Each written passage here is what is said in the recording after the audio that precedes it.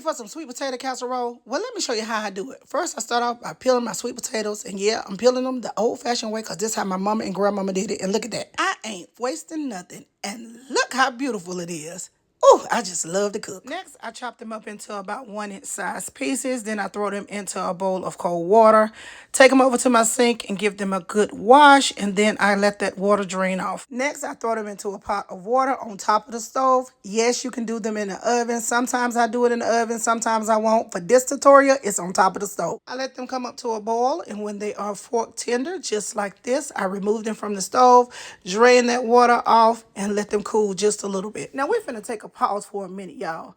I had a senior moment. I had my doggone shirt on backwards, but I already recorded most of this video, so now we're just gonna have to finish. Whew, my God, Jesus, take the wheel. So we're just gonna take those potatoes, add them back to that pan, take the potato masher, mash them up, and y'all, I forgot I have to use my hand mixer, so I'm putting them into a bowl, and then I'm gonna go ahead on and go in with my butter. After my butter, I'm gonna go ahead on and go in with my white sugar. Then I'm gonna go in with some brown sugar.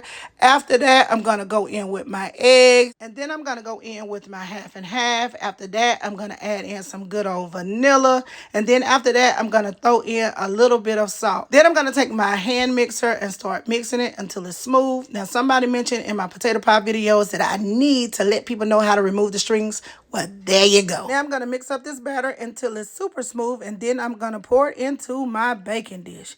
And of course, y'all know I got to spread it out evenly on the top to make sure it's good and pretty. Now it's time for the best part, the pecan topping. But you can't do it without the King Arthur flour. So I got my King Arthur flour right here. I'm adding it to a bowl. After that, I'm going to go in with some brown sugar.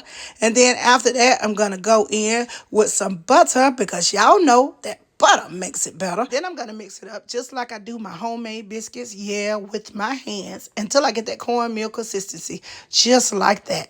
And then I'm going to add in my pecans, or pecans for those who say it properly. We say pecans down here in Georgia. So y'all know it's going to be good when you got some pecans in it. So next, I'm just going to top that off with that pecan topping. And now it's time to go into the oven for about 45 to 50 minutes. Now, about halfway through the baking process, I like to pull it out of the oven and top it off with a little bit of butter just to help melt that sugar a bit more and to make it beautiful. Out of the oven for the second time, and look at this masterpiece. Y'all, let me flip this camera around so y'all can see it. Don't that look good? Now, let me show y'all how the inside look. It's still hot and smoking.